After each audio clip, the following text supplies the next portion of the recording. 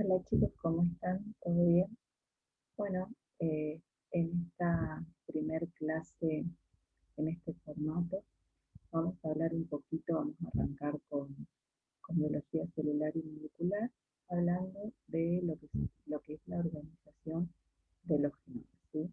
Y para eso primero vamos a recordar algunos conceptos importantes a tener en cuenta, como por ejemplo, que es un gen, un segmento de ADN, que al expresarse da un producto funcional que puede ser una proteína o una ARN, que es un genoma, y denominamos genoma al conjunto de genes que contiene la información necesaria para que una célula pueda existir y reproducirse, es decir, todos los genes que componen a un organismo.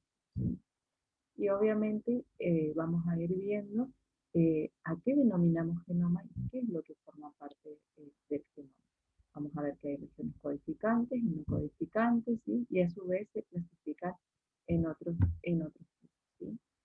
Y por supuesto, con el pasar de los años, que se fueron creando nuevas ramas de estudio, la genómica es la rama de la ciencia que se dedica exclusivamente al estudio de los genomas, ¿sí? Entonces, cuando nosotros miramos los diferentes genomas de, de las diferentes especies, vemos que esos genomas son todos diferentes en tamaño, en número de genes, en número de cromosomas. Y lo que nosotros podemos observar es que no hay una correlación directa entre el tamaño del genoma, como vemos en este gráfico, y el número de cromosomas, ¿sí? No podemos decir que a medida que el tamaño del genoma sea más grande, tiene un mayor número de cromosomas, porque esto no ocurre en realidad. Y tampoco podemos decir que cuanto más grande es el genoma, mayor cantidad de genes contiene. Por ejemplo, nosotros en esta tablita lo que podemos ver es el tamaño relativo de los genomas de diferentes especies. Por ejemplo, acá tenemos de las bacterias, de la Escherichia coli, de las levaduras, dentro del reino de los hongos, de diferentes plantas y de los animales, por ejemplo, del ser humano. Y fíjense cómo casi prácticamente del mismo tamaño es el genoma del ratón.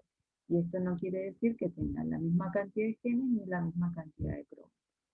Pero sí lo que se observó fue que a mayor complejidad del organismo, hay una mayor cantidad de regiones no codificantes. Y esto, a medida que vayamos analizando la composición de los genomas, vamos a ir descubriendo a qué se debe, ¿sí? En este cuadrito acá que vemos en este gráfico, podemos ver que a mayor complejidad del organismo, ubicando al hombre como el organismo más complejo, hay mayor cantidad de ADN no codificado, ¿sí? Entonces, esto está muy relacionado en cuanto a la densidad génica. Fíjense que no podemos decir que el ser humano tenga mayor cantidad de genes porque tiene mayor tamaño de genoma, ¿sí? Todo lo contrario, fíjense como en la Escherichia coli la mayor cantidad del genoma está constituido por genes. Sin embargo, en el ser humano, que es el que está bien acá abajo, fíjense que los genes que están pintados en color verde son, están en mucha menor proporción. Es decir, que tenemos gran cantidad de ADN no codificante y muy poco porcentaje de genes, es decir, de ADN codificado, ¿sí? Entonces, vamos a ver que dependiendo de qué tipo de organismo estemos hablando, encontramos distintos tipos de genoma. Por un lado tenemos el genoma viral, ¿sí? Que a su vez puede ser de ADN o de ARN, un genoma procariota, ¿sí? Que tiene también sus características, que está formado por ADN cromosómico y extracromosómico, y por último, el genoma eucariota, que está constituido por un genoma extranuclear, que está dado por el genoma de las mitocondrias y los cloroplastos, y por otro lado el genoma nuclear, ¿sí? Donde hablamos de la información genética propiamente dicha, es decir, el ADN, ¿sí? Con las distintas proteínas asociadas, ¿sí? Entonces, en los diferentes tipos de organismos nosotros encontramos diferentes tipos de ADN, lineal, circular, de simple hélice, de doble hélice, superenrollado, ¿sí? Cada uno de los organismos tiene su genoma característico, su ADN característico. Y esto, nosotros vamos a ir viendo que los distintos organismos tienen diferentes características. Por ejemplo, el genoma procariota está constituido por un cromosoma único, al que nosotros denominamos que está ubicado en una región que se denomina nucleoide, ¿sí? Está inmerso en el citoplasma, está formado por un ADN circular de doble cadena, que es súper enrollado, y que está asociado a proteínas que hacen que adopten esa estructura tetramérica que nosotros podemos ver acá, que permiten que ese ADN vaya realizando este superenrollamiento característico del genoma procariota. Obviamente que este superenrollamiento está regulado por diferentes enzimas, como son la girasa, la topoisomerasa. Dentro del genoma procariota, como ya les mencioné y vimos el ejemplo del genoma de la Escherichia coli, el 99% de ese genoma es codificante, es decir, que casi no tenemos ADN no codificante y repeticiones que son características del genoma eucariota, ¿sí? Este ADN de los procariotas se encuentra organizado en lo que se conocen como operones, donde todos los genes que van a ser expresados se comportan como una única unidad, ¿sí?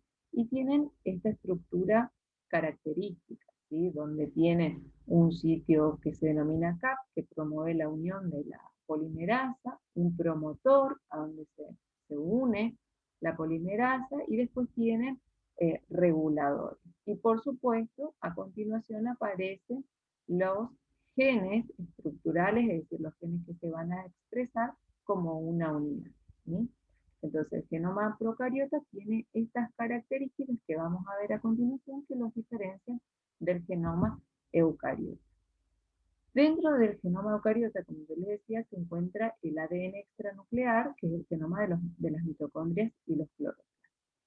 Si bien están dentro de una célula eucariota, este genoma es muy similar al de las células procariotas debido a que el origen que tiene. ¿Se acuerdan que ya en diferentes materias fueron viendo que el origen endosimbiótico de estos plástidos y de estas organelas, ¿sí? Donde se planteaba que estas, estas organelas se originaron por una fagocitosis de una célula procariota que la fagocitó y se convirtió en lo que hoy conocemos como una célula. Y por eso se cree que también su genoma es muy parecido a un genoma procariota y no al de una célula eucariota. Fíjense cómo tiene también un ADN circular y tiene la misma organización que tienen los genomas procariotas. En cambio, dentro del genoma eucariota, nosotros vamos a ver que la primera diferencia, gran diferencia con el genoma procariota, es su tamaño, es decir, son muy grandes y vamos a ver que su estructura va a tener regiones codificantes, pero en su mayor parte es ADN no codificante, es decir, que no tiene un producto que va a ser funcional, ¿sí? Sin embargo, algunas de estas secuencias no codificantes son secuencias que son importantes para el funcionamiento de los genes, ¿sí? Entonces, podemos clasificar el ADN del genoma procariota en codificante, que simplemente es solo un 10% de ese ADN, y el 90% del ADN de los eucariotas es no codificante. A su vez, nosotros podemos ver que hay ADN que lo denominamos de copia única y ADN que constituye el 70% del ADN, y por otro lado el 30% que es ADN repetitivo. ¿Esto qué quiere decir? Que vamos a ver que son repeticiones de secuencias características, ¿sí? Pero imagínense que, como yo les decía, el tamaño del genoma eucariota es mucho mayor que el del genoma procariota. Por esta razón necesita de una organización particular para que pueda estar dentro de lo que nosotros conocemos en la célula eucariota, el núcleo, que es el lugar que ocupa el ADN. Para eso, este ADN está estrechamente ligado a unas proteínas específicas que se denominan histonas, que le permiten condensarse y empaquetarse en las estructuras que nosotros conocemos como cromosomas, ¿sí? Entonces, a la unión del ADN con estas proteínas llamadas histonas se conoce como cromatina. Y dependiendo del grado de organización, del nivel de organización que vayan adoptando, se distinguen distintos niveles hasta alcanzar el grado máximo de condensación, que es el del cromosoma. Entonces, en ese pasaje o compactamiento, el ir compactándose el ADN, va pasando a través de diferentes estructuras, ¿sí? En primer lugar, podemos ver el nucleosoma, ¿sí? Acuérdense que es esa organización más básica, donde el ADN se une a las histonas, ¿sí? En esta estructura característica, y después, el siguiente paso es la conexión de los nucleosomas entre sí mediante proteínas de unión, otra proteína, la histona H1, para formar lo que se denomina collar de Pearl. El siguiente paso es el compactamiento de los nucleosomas en forma de espiral para formar lo que denominamos como fibra cromatínica o solenoide, que es esta estructura característica que vemos acá. A su vez, esas estructuras, esa fibra cromatínica, lo que hace es asociarse a una matriz, que es lo que nosotros vemos acá, formando lo que se denominan los bucles radiales, que en las fotografías microscópicas se pueden ver de esta forma, ¿sí? Como se forman estos bucles característicos, hasta que finalmente alcanzan el grado máximo de condensación, que es el de cromosomas, ¿sí? Esto básicamente para recordar un poco cómo es la organización del material genético dentro del genoma eucariota, ¿sí? Por eso es tan importante también distinguir que esa diferencia de compactación también se ve en el ADN, en la cromatina, y podemos distinguir dos tipos principales de cromatina. Y por un lado tenemos la eucromatina, que es la cromatina que está transcripcionalmente activa y que permite la expresión de los genes. Y por otro lado tenemos la heterocromatina, que es más electrodensa y es transcripcionalmente inactiva. Y en general, cuando nosotros vemos en una microfotografía, lo que nosotros podemos observar es estas regiones mucho más oscuras, mucho más densas, que son la heterocromatina. Esa heterocromatina vamos a ver que a su vez podemos dividirla en dos tipos. La constitutiva, que es la que directamente no se expresa, ¿sí? Son regiones repetidas y que tienen una función más bien estructural. Por ejemplo, en la estructura del cromosoma, lo que son los centrómeros y los telómeros. Y por otro lado, tenemos la heterocromatina facultativa, que puede ocupar cromosomas enteros, ¿sí? Inactivando en un tipo celular determinado, y puede expresarse en otro. Es decir, que puede activarse o inactivarse, expresarse o no expresarse, dependiendo de qué tipo celular estemos hablando, ¿sí? Entonces, eso para distinguir lo que es la cromatina, la heterocromatina y la eucromatina en cuanto a su funcionalidad. Y por otro lado, vamos a ver que al genoma humano en sí, hablando más específicamente del genoma humano, vamos a ver que lo podemos diferenciar en el genoma nuclear, como ya lo había mencionado anteriormente, y el genoma extranuclear, en este caso mitocondrial, ¿sí? En las plantas vamos a ver que también se encuentra el genoma de los cloroplastos, ¿sí? En este caso, en el ser humano, solo encontramos el genoma nuclear y el mitocondrial. Dentro del genoma nuclear, nosotros vamos a ver que el genoma se va a dividir, lo podemos clasificar dependiendo, en principio, de si es de copia única o repetitivo, y a su vez si es codificante o no codificante. Y vamos a ver que ahí vamos a empezar a encontrar diferentes tipos de ADN que juegan papeles, ya sea funcionales, estructurales, reguladores, ¿sí? Vamos a ver que dependiendo de la organización que tenga, va a ser la función que va a cumplir dentro de ese genoma, ¿sí? Cuando hablamos del ADN de copia única, vamos a hablar básicamente de los genes en sí, que van a constar de una porción que va a ser estructural, ¿sí? Y ahí va a haber una porción reguladora, ¿sí? Dentro de la porción estructural vamos a identificar a los exones y a los intrones. Acuérdense que los exones son aquellas regiones que van a ser codificantes, es decir, que van a dar lugar a la expresión de una proteína en particular. En cambio, por el otro lado tenemos los intrones que van a estar ubicados entre los exones, ¿sí? Acá en esta estructura, fíjense que nosotros vamos a tener a los exones y estas regiones entre los exones son los que nosotros conocemos como intrones, ¿sí? Y dentro de la porción reguladora vamos a encontrar las secuencias promotoras, que también son codificantes, que se encuentran antes del inicio de la región, de la porción estructural, y son los que van a dar lugar y los que van a regular la expresión de esos genes, ¿sí? Y después tenemos también el ADN que se va a encontrar entre los promotores, lo que podemos ver acá, y que es una región no codificada, ¿sí? Pero obviamente tiene su función particular dentro de esta estructura. Cuando nosotros hablamos del ADN de copia única, no codificante, como les mencioné anteriormente, podemos encontrar dos tipos, ¿sí? Las secuencias que son intragénicas, que ya lo que nosotros denominamos como intrones, ¿sí?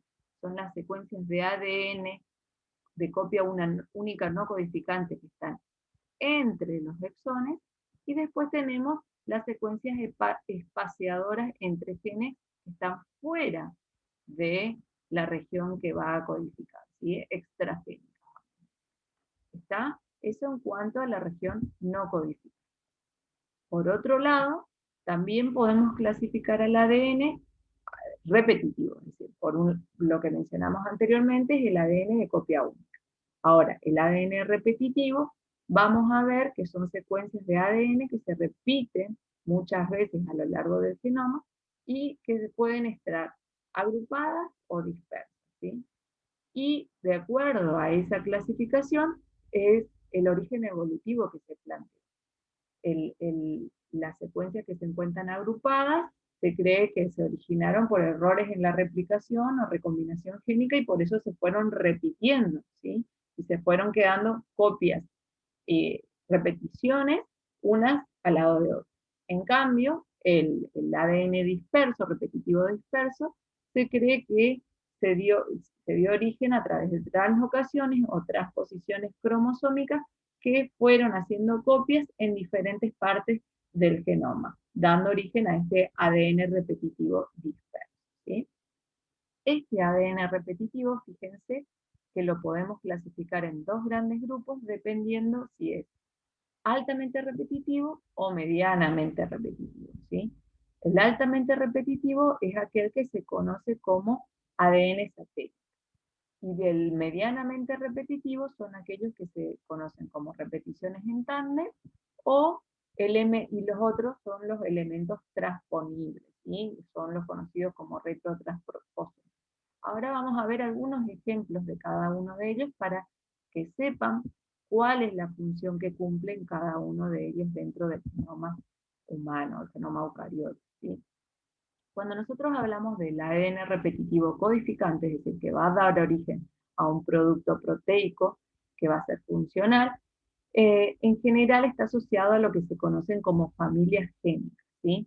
Estas familias génicas, la característica que tienen es que tienen un alto grado de homología de secuencia, es decir, que las copias son casi idénticas y que tienen una relación evolutiva y funcional. Y todas las repeticiones que aparecen se van a expresar. El ejemplo clásico de estas familias génicas de ADN repetitivo codificante son las histonas. Las histonas se encuentran ubicadas en una región, en una familia génica, donde tenemos repeticiones, ¿sí? Estas son repeticiones de 10 a 40 repeticiones, y cada uno de estos cuadraditos rojos son los genes que van a dar origen a las diferentes histonas, ¿sí? Y están ubicados obviamente en una región génica característica.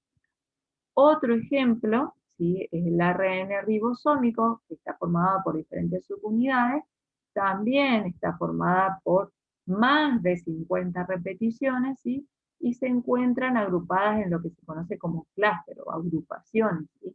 Entonces, una vez que se expresan todas estas familias en conjunto. Otro ejemplo de ADN repetitivo codificante son los que se conocen como familias multigénicas, ¿sí? La secuencia de los ADN de sus miembros comparten homología, y sus productos obviamente tienen una relación funcional, es decir, que dependen de la expresión del código. Entonces, algunos ejemplos podemos ver es el clúster o el grupo de la alfa-globina, ¿sí?, que está ubicado en el cromosoma 16, y aquellas que son dispersas son, por ejemplo, el clúster de la beta-globina, ¿sí? Entonces vamos a ver que dependiendo de la cantidad de repeticiones, nosotros vamos a ir pudiendo clasificar este tipo de ADN repetitivo. En cuanto al ADN repetitivo no codificante, también los podemos clasificar en agrupados y dispersos, dependiendo si aparecen esas repeticiones en consecutivas, vamos a decirlo como es en el caso acá arriba, lo que se denomina repeticiones en tándem, o dispersas cuando aparece en una región entre esas repeticiones bastante importante, ¿sí? Este ADN no codificante repetitivo en tándem, ¿sí?, están unos al ladito del otro, se pueden clasificar también dependiendo de la cantidad de repeticiones que tengan, ¿sí?, en satélites, mini satélites y microsatélites, ¿sí? Entonces, los satélites, vamos a ver que son, las unidades de repetición van de 2 a 50 pares de bases, y los bloques son de 1000 a 1.000.000 de veces que se repite esa unidad de repetición, ¿sí?, de 1000 a 1.000.000. Son pequeñas regiones, pero que se repiten muchísimas veces. Estos satélites se encuentran agrupados en las regiones principalmente heterocromáticas y altamente repetitivos, por ejemplo, en los centrómeros y en los telómeros. Estos son un ejemplo clásico de satélites, ¿sí?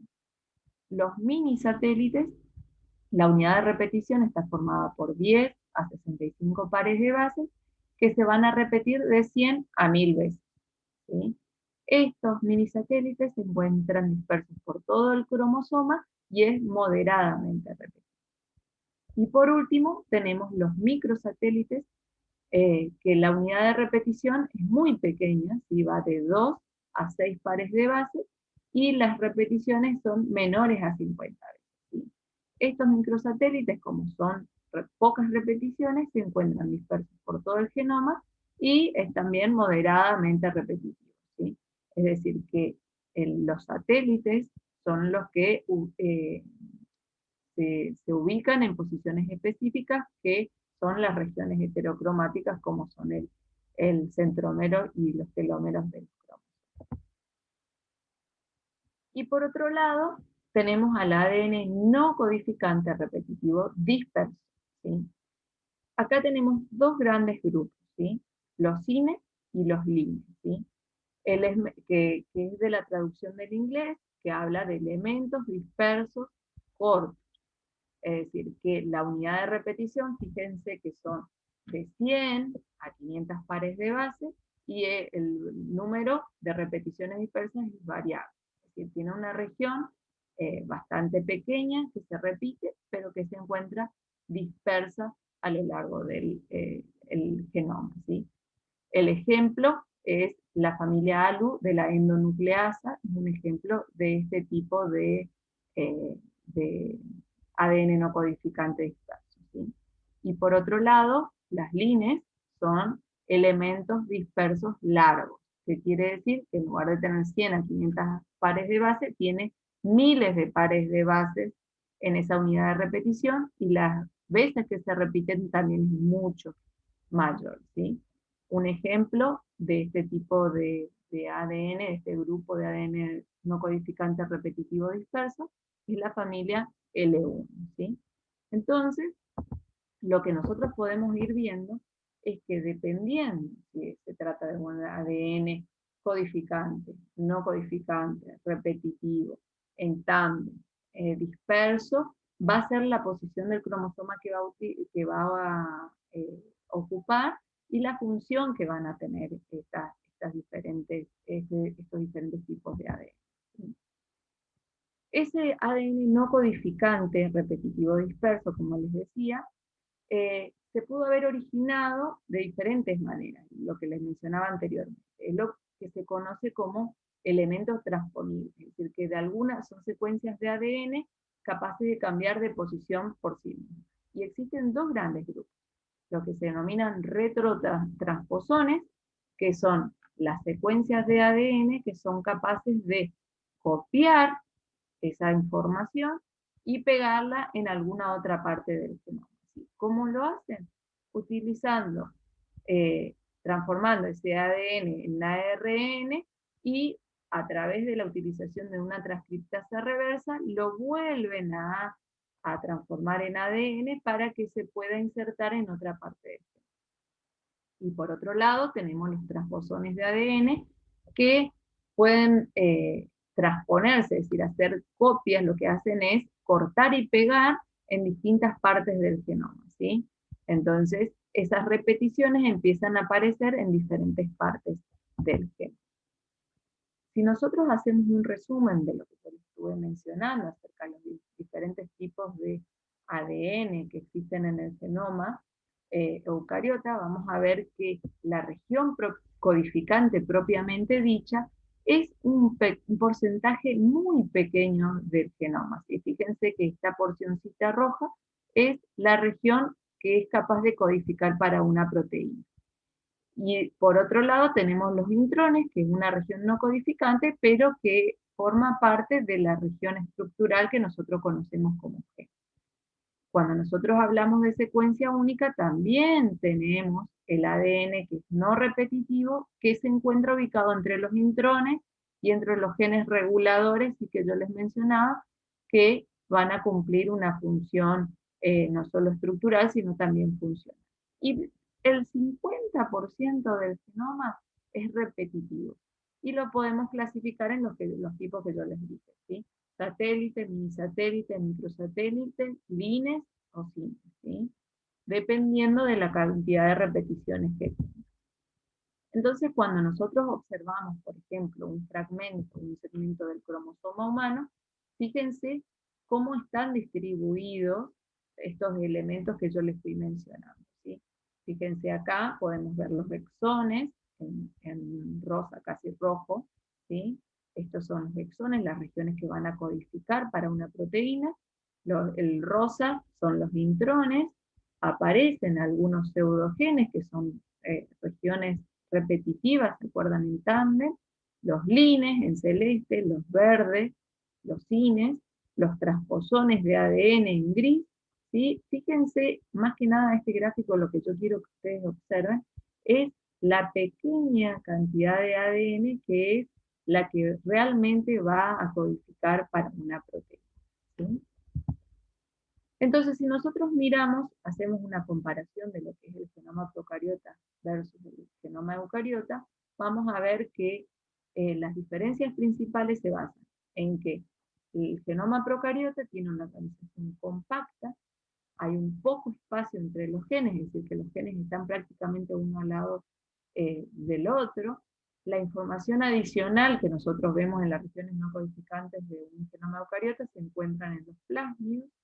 El ADN codificante se encuentra en pequeños fragmentos menores al 11% del genoma procariota, no hay intrones, y se organizan, ¿se acuerdan? En esa estructura que yo les comenté que se denominan operones, ¿sí?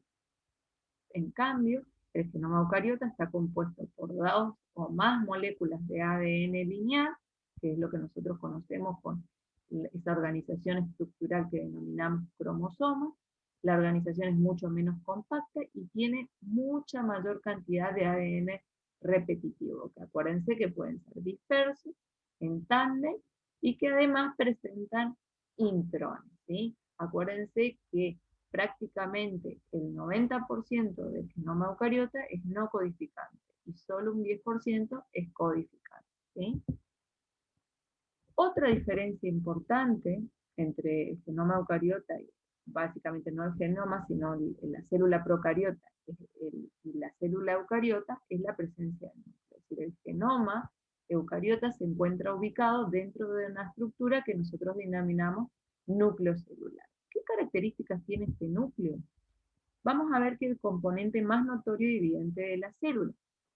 Pero esto recién fue descrito en el año 1833 por Robert Brown, ¿sí? Que descubrió la estructura en sí, pero él todavía no había descubierto la función que tenía el núcleo, que sí fue demostrada por Hammerling, donde en un experimento demostró que el material genético se encontraba en él. ¿Cuál fue ese experimento? Él utilizó la cetabularia mediterránea y la cetabularia crenulata, que tenían dos morfologías diferentes, ¿sí? Entonces, lo que él hacía era remover el sombrero de color blanco, vamos a decirlo acá para que lo puedan identificar más rápidamente, removía el sombrerito y le colocaba el sombrerito a la célula verde, ¿sí? A la acetabularia crenulata. Entonces, lo que él hacía era hacerlo de las dos maneras. Al, al pie de la acetabularia verde le ponía el sombrero de la acetabularia blanca, y viceversa. Y después él veía cómo cuando cortaba el sombrero, ¿sí? Solo dejaba, vamos a decir, el tronquito, de alguna manera, de la acetabularia, el sombrero que se desarrollaba tenía la forma o la coloración del pie, ¿sí? No del sombrero. ¿Se entiende más?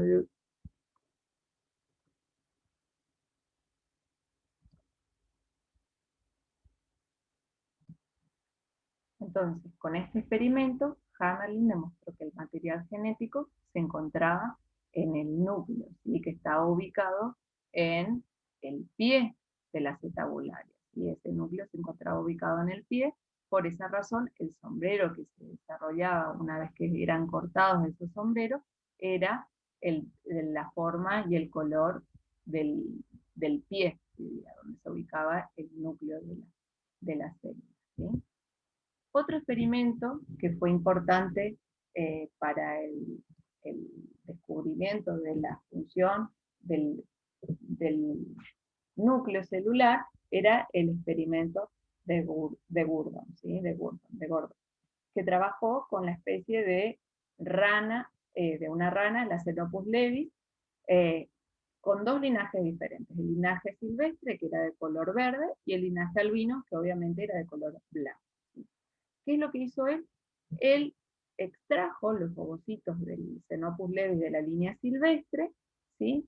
Los irradió con luz UV para que eh, sacar o extirpar de alguna manera el núcleo de esos ovocitos, ¿sí? Entonces tenía un ovocito enucleado. Por otro lado, tomó el renacuajo de la línea albina y lo que hizo fue sacar los núcleos de las células intestinales de ese renacuajo de la línea. Y los colocó dentro del ovocito enucleado de la línea silvestre, ¿sí? Entonces, permitió que ese ovocito fertilizado con el núcleo de las células intestinales se desarrollara, y lo que obtuvo fue, obviamente, un renacuajo albino, ¿sí? Una rana adulta albina.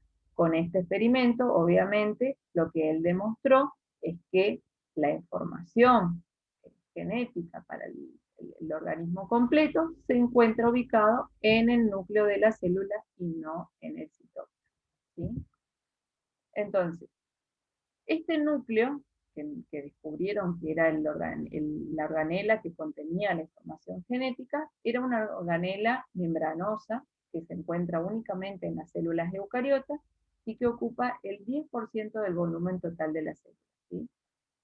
Obviamente, al tener el material genético, tiene el control celular, ¿sí? Tiene la capacidad de ejecutar, dirigir, regular todas las actividades celulares. Y por supuesto, almacena la información genética que va a otorgarle todas las características morfológicas, fisiológicas y bioquímicas a la célula, ¿sí? Entonces, podemos decir que el núcleo celular es la sede de la replicación y la transcripción de la información genética, ¿sí? ¿Cómo está formado y cuáles son los componentes característicos del núcleo celular? ¿Sí? Nosotros miramos acá en este grafiquito, nosotros podemos ver que está formado por la envoltura nuclear, ¿sí? Que está formado por las membranas, la membrana interna y la membrana externa, que está interrumpida por los poros nucleares, que vamos a ver que tiene una estructura característica, y tiene una lámina, que es una estructura que va a cubrir esa membrana nuclear, ¿sí? La lámina nuclear que se encuentra por dentro, en la membrana interna del núcleo, ¿sí? Por otra parte, dentro del núcleo podemos encontrar el nucleolo, ¿sí? El nucleoplasma y, lógicamente, la cromatina, ¿sí? Y ribonucleoproteínas también dispersas en el núcleo, ¿sí? Esta envoltura nuclear que yo les mencioné, acuérdense que tiene la función de separar el contenido nuclear de el material genético, de la identidad que tiene el núcleo, ¿sí? Aparte, proporciona un soporte estructural para que el núcleo pueda cumplir sus diferentes funciones. Como les dije, está formada por la membrana interior, que está sostenida por la lámina nuclear por dentro, ¿sí? Estas son las proteínas que forman lo que se conoce como la lámina nuclear, y la membrana externa, que va a estar en contacto con el citoplasma, y la cual puede estar tapizada por ribosomas, ¿sí? ¿Está? Esta membrana nuclear, acuérdense siempre, están perforadas por lo que nosotros conocemos como poros nucleares. Acuérdense que los poros nucleares cumplen una función muy importante porque permiten la conexión entre el interior del núcleo y el citoplasma, ¿sí? El número de poros va a variar dependiendo de la actividad que tenga esa célula. Puede haber hasta 3000 poros nucleares en una membrana nuclear, y permite el intercambio de pequeños elementos entre el núcleo y el citoplasma, por ejemplo, iones, moléculas polares, ARN, entre otras, ¿sí? Este complejo del poro nuclear, acuérdense que tiene una estructura que tiene una forma de canasta, ¿sí? Está formado por una estructura principal que se denomina columna o componente columnar, anular, abdominal, ¿sí? Que está formada por diferentes proteínas, y las fibrillas de la jaula, que es la que forma la parte interna o dentro del núcleo, ¿sí? Como una estructura de canal, ¿sí? Y por último, tenemos la lámina nuclear, ¿sí? Que es esta parte que está en íntimo contacto con la membrana interna de la envoltura nuclear, que es una red fibrosa de proteínas que juegan un papel importante en la organización de la envoltura nuclear. Por otro lado, también participan en lo que es la organización de la cromática. Y por último tenemos el nucleolo, que es un orgánulo redondeado, sin membrana, donde ocurre la síntesis y el procesamiento de pre-ARN ribosómico, y donde a su vez se ensamblan los diferentes ribosomas que obviamente son importantes para la síntesis de proteínas. El tamaño del nucleolo van a ver que está relacionado con la actividad celular y el tipo de célula, ¿sí? Y que dentro de ese nucleolo nosotros podemos diferenciar 3 regiones. El centro fibrilar, ¿sí? Que son estas regiones que nosotros podemos ver acá, que es el ADN que codifica para el ARN ribosómico, ¿sí? Ese centro fibrilar denso, donde ocurre la transcripción de los genes y la ribonucleoproteína, y por otro lado, el componente granular, donde se encuentran las ribonucleoproteínas y donde se produce el ensamblaje de las subunidades. Bueno, con esto podemos terminar de ver la composición del núcleo, donde nosotros lo que nos queda por acotar es el nucleoplasma, que es el medio interno del núcleo, donde se encuentran suspendidos todos estos componentes nucleares que nosotros hablamos. La cromatina, el nucleolo, las proteínas, ¿sí? Todo eso se encuentra sumergido en una especie de mar dentro del núcleo, ¿sí? Donde realizan cada uno su función, ¿sí? Espero que esta clase les haya sido útil y bueno, obviamente siempre toda esta información es importante que la complementen con la bibliografía que les vamos a estar compartiendo en el aula virtual. Bueno, hasta la próxima clase. Que sigan bien.